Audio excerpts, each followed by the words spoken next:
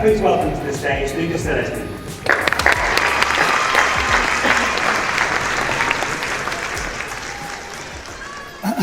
Just a little correction, former head of SEO. Not anymore. Right now, I'm sitting in my little bedroom in Dagenham. Not nice area, but I'm just doing SEO from my bedroom. And today I have a pleasure and honor to be in front of you for 5th time in Manchester.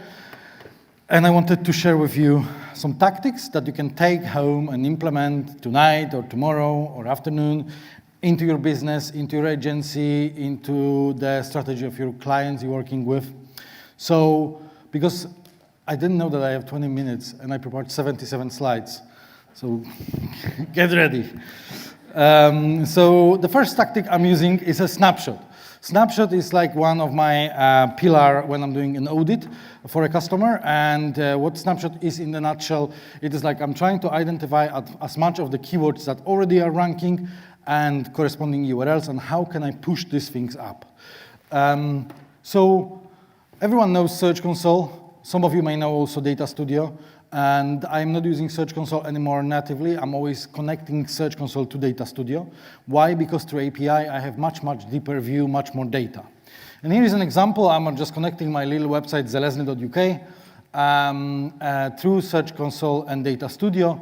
Then, obviously, I need to give permission. Data Studio is asking Search Console if I'm all right. Absolutely. And I can start juggling with lots of data. If you will go after this presentation or at night to Search Console, you will frequently see that the maximum rows you can export from Search Console is 999. And very often, this is only a fraction of keywords that delivering traffic or impressions. If you go through Data Studio, you will see 5, 10, 20,000, depends, you know, how many, how powerful computer you have, then you can start processing that file. And I'm just creating a simple Data Studio, just one table, and I have all the queries, landing pages corresponding with queries, impressions, clicks, and click-through rate, so the metrics we know from normal classic Search Console. And that's all I need, because then the snapshot table is ready. And then I'm doing something which is tricky sort, I call this. What is tricky sort? Tricky sort is that I'm sorting twice this data. First, I'm sorting by landing page, and then immediately I'm sorting by either impressions or clicks. If there is very little traffic to the website, it's better to sort this by impressions and use impressions are kind of guideline. If there is enough traffic, you can go with clicks. And why I'm doing this? Because I want to group. I want to group keywords and corresponding URLs. And now I prepared this lovely anim GIF. It took me 3 hours, but you can see how nicely it's sorted. In this column, you have impressions, and they will be always going down to 0. And when they will hit 0, new URL will appear there, and it's going to 0, and then new URL, and new URL, and new URL. And then I'm doing something like, I'm saying, OK, right now, when I have this, I only want up to 5 keywords per URL, or 10 keywords. I'm not going with 300 keywords per one URL and 200 keywords per second URL, because I will never be able to start optimizing one landing page for 300 keywords. I'm only using the creme de la creme, the 5 best performing in terms of impressions or in terms of clicks. And the holy grail of Excel, pivot tables, I love them with passion. And you can see that when I'm thinking about SEO, I'm not thinking about keywords. I'm thinking about landing pages in the first place. And I have this pivot here. And first this is a very interesting article, Find SEO Clients. And I have some traffic from keywords like how to get SEO clients without cold calling, or how to find SEO clients. I wrote a guide, and this guide is ranking somewhere in Google. I'm getting some clicks, and you can see that maybe clicks are not that crazy high, but there is a good beginning, and I can see that how to get SEO clients without cold calling, despite from the fact it's extremely long phrase, lots of people is using, and the click-through rate is 7.34. I can also see in this pivot that I have aggregation of that specific URL based on this specific 5 keywords having 5,200 impressions, 51 clicks, and average click-through rate is 1.59. And I can start prioritizing, and I can say to myself, okay, every day I will be optimizing 10 pages. Monday 10, Tuesday 10, after a week I have 50 pages optimized, after a month I have 40, and after a year, God knows how many. And you know, like, there is absolutely no chance that you will not get extra traffic.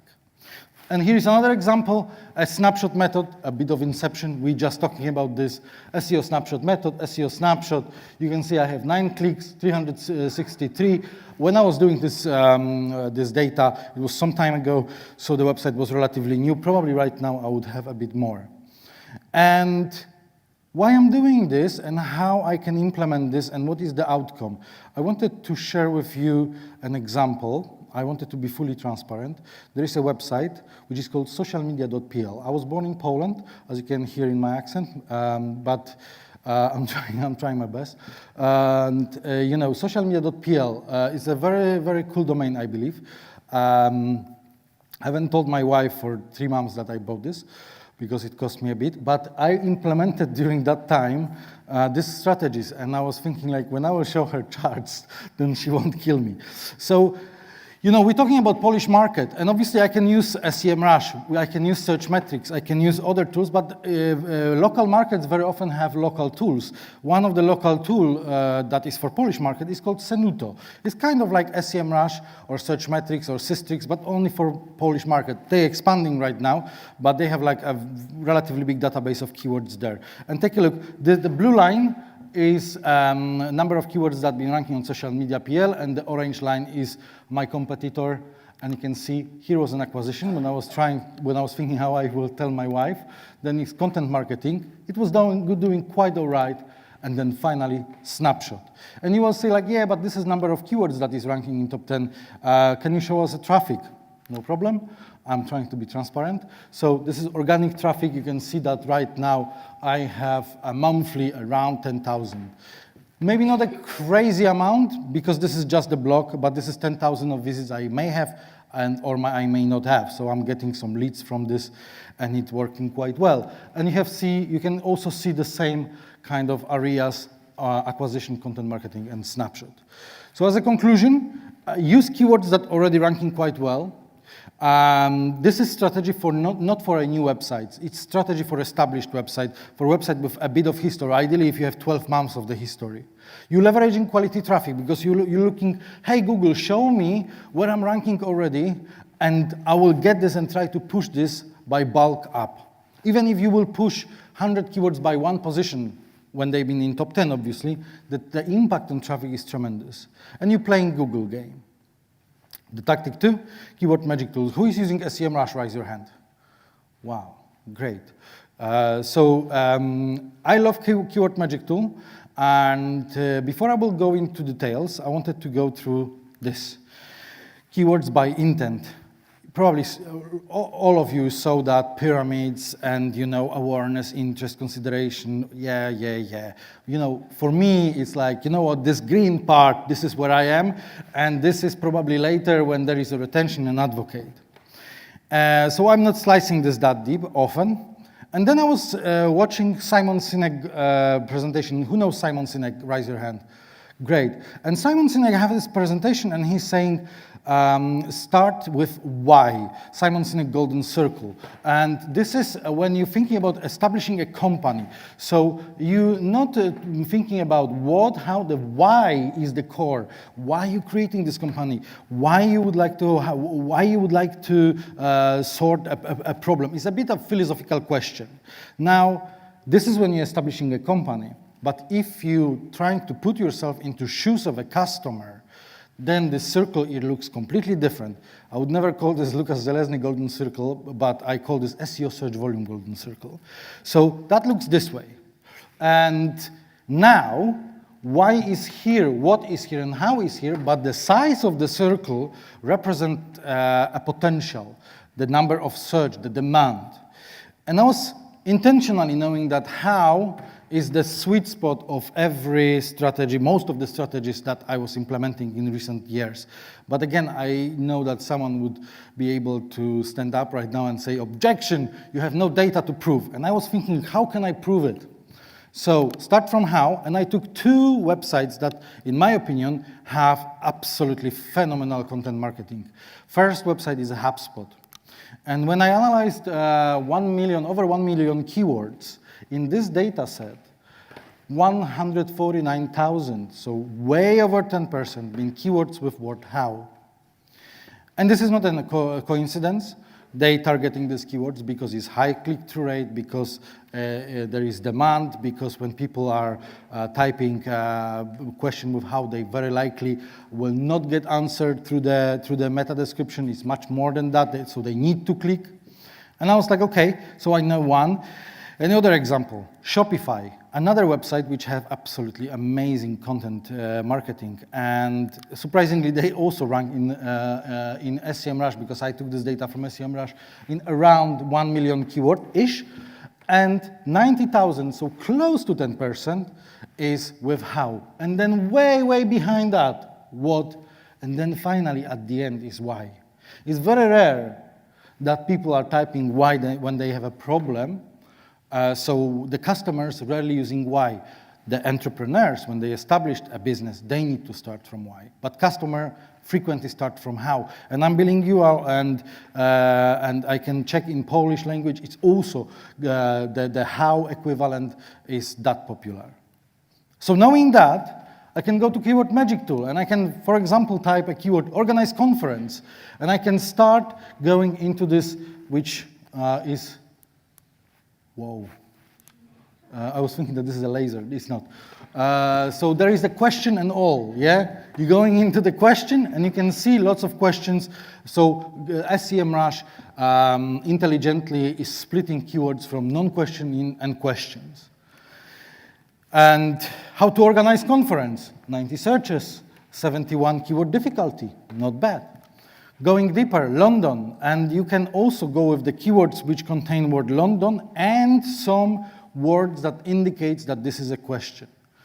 I was thinking like, okay, we have search volume, we have keyword difficulty. Is there any keyword that is extremely popular and nobody cares about this keyword? No one wants to rank. And I found, you know what is this? How to cook broccoli.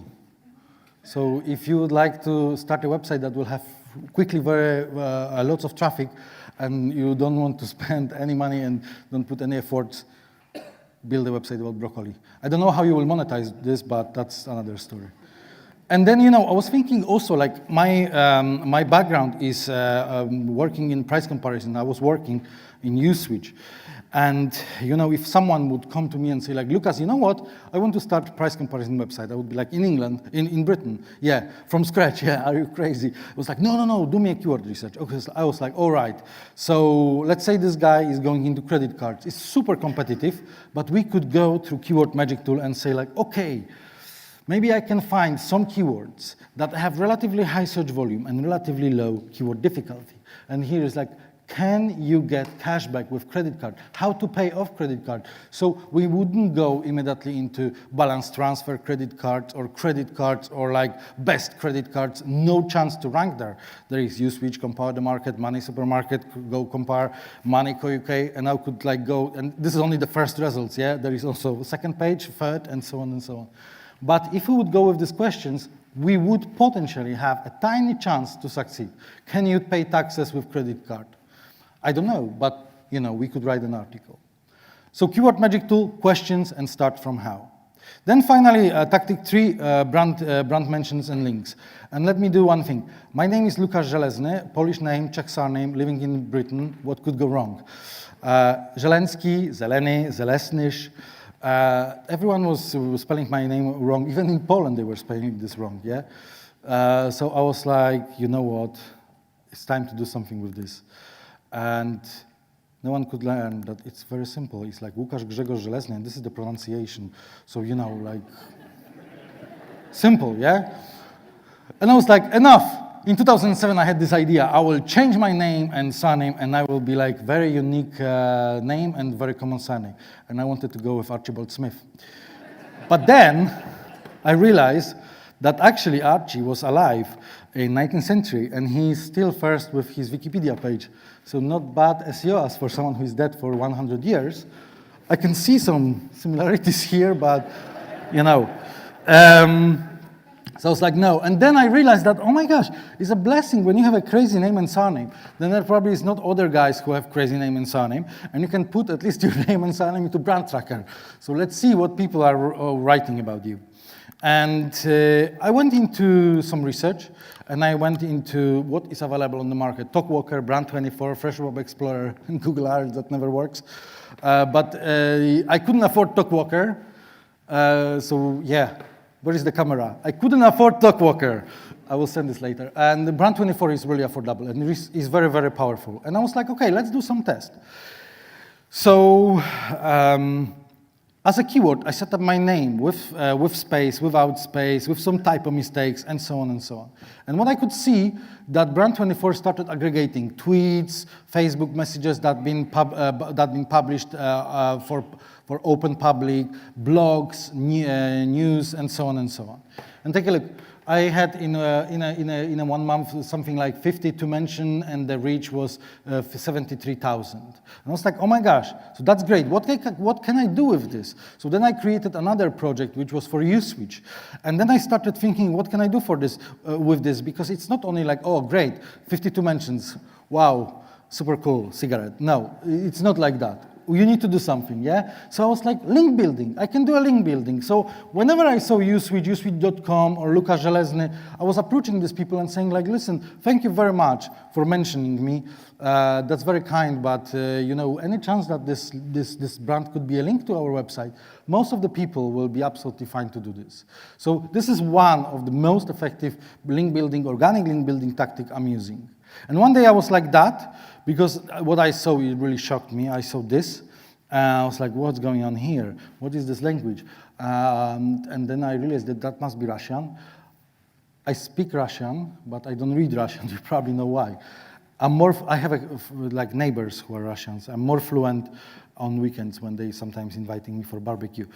So there is like a correlation between the amount of alcohol you have and how fluent you are. At the end of the night, I'm completely fluid.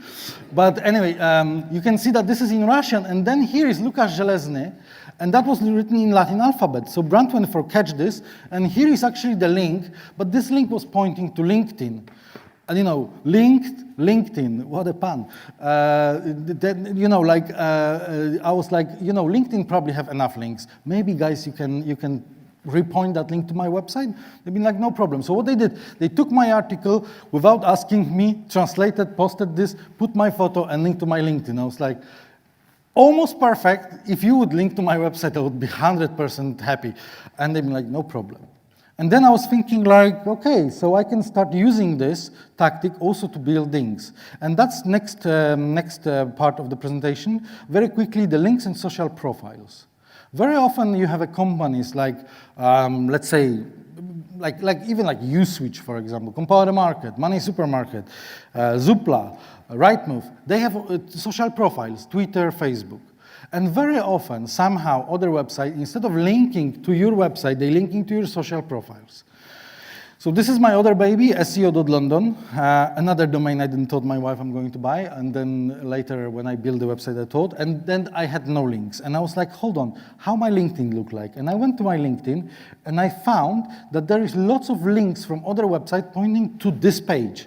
Again, nice, but I will not be serving as a free link builder to LinkedIn, and I would rather like these links to point to my website. So my idea was to repoint backlinks from my LinkedIn profile to my SEO.London website. And when I went to Majestic and I put an URL of my LinkedIn profile, I saw that there is 20 domains and 141 links. I was like, oh my gosh, it's like a Klondike. I can like dig and dig and dig into that. And you know, sometimes I have like a night, I have a cup of coffee and I'm just sending emails to everybody and saying like, hey, could you repoint that link? Could you repoint that link? So much fun. And you know, here is like referring domains. So you can see that that's our domains which been pointing before to my LinkedIn, including, for example, my own website. So I sent myself email and then I replied. And you have here like this one, Remoters. This is a website owned by Aleida Solis. I think she was also here once as speaker. And I saw that, okay, here was a LinkedIn, and I asked her if she could add word website. So she added website, and she linked to my website. Then another one is AccuRanker. Again, he was Lukasz Gregorie. That was before. So I had this Zelezny UK. I approached them and say, like, listen, I have the now new website, SEO.London. Maybe you can change the Zelezny UK to be SEO.London. And then you see how the links started going up. This is very early stage. I had 11 domains. If you would put SEO.London to Majestic right now, there is 100 domains and about 30,000 backlinks.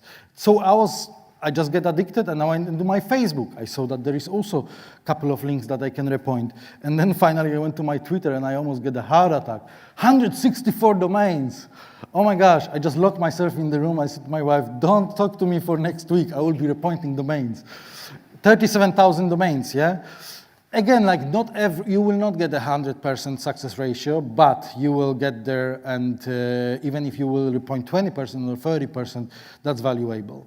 So again, and went for another profile, and so on and so on. And then as a summary, how it works well. You mostly know the social media profile owners. So it's not like you're approaching completely people out of blue. You probably know because they were doing a webinar with you, or they were doing a webinar with your brand, or they were somehow connected to your brand because of some reasons. It's easy to switch because you're just approaching, and he just needs to change like a little piece of code. It's not like you're approaching someone you never heard about before, and you're like, hey, could you link to me? And it's kind of organic, kind of. You can save a lot of time, yeah? So please try this. Then the last one, I think, or almost the last one, is a merge. A very simple tactic, and again, like an anecdote. Merge subdomains into subfolders. So I had a client who is actually from not far away from Manchester, and he had a situation that he came to me, and there was a situation, I done an audit of the website, that he have a blog on subdomain, and I said, like, listen, we should move that blog from subdomain into subfolder. And he was like, why? Because I was like, because your blog have so many backlinks at the moment. You have such an interesting articles, but Google somehow is treating this as separate instances. So he was like, and you think it will help? I was like, yeah, and it's not simply like you move a couple of thousand visits from subdomain to your subfolder. There will be kind of a synergy. And then he was like, you know what? No, we will do something else. We will move everything into root folder. I was like, whoa, okay. So he wanted to move all the articles to the root folder. There will be no /blog/ nothing like that. Everything is going to the root folder. So we did this. We moved, and then we just couldn't, he just had to turn off PPC, literally, because he couldn't process the amount of leads. So you can see where we started and how it started boosting. And knowing that, I was like, oh my gosh, I have another client who have a forum, and the forum was on Subdomain, and that was like very old job offer portal. And we were doing everything. This website was so well optimized, and it still didn't give him traffic he had a couple of years ago. And I was like, listen, we will move Subdomain into subfolder. You have a forum there. And he's like, yeah, but I'm not interested. I was like, listen, trust me. And then take a look. He boosted immediately. Then it little fall down, but it never get back to where he was. So whenever you have a client who have FAQ on subdomain, a blog on subdomain, news on subdomain, anything on subdomain with very little number of exceptions, always move this into subfolder, or if you are if you want to go like completely like a mad, even to the root folder. There is only one client I decided to go all the way around. She had she had a booking for kids, like daily activities, and now website was on WordPress, and this booking engine was like highly modified WooCommerce. When I have a word highly modified and WooCommerce in the one sentence, then I'm just freaking out. And that was always crashing. So I was like, listen, let's create a duplicate of the WordPress, and that will be on a subdomain, that will be on the booking engine. If that will crash, we will not get conversions, but your SEO will not be affected. So we decided to split this. But most of the time, 99% of the time, I'm moving everything into one domain. So the results, So I just wanted to get back to this customer that moved that subdomain to subfolder, and take a look. That's him and his competitors. And that's him after migration. And I really want to see the competitors who are like, whoa, what's going on here? Why we are like, call me. So, so thank you very, very much for having me for a 5th time. My name is Lukasz Gregorie, and let's catch up on LinkedIn.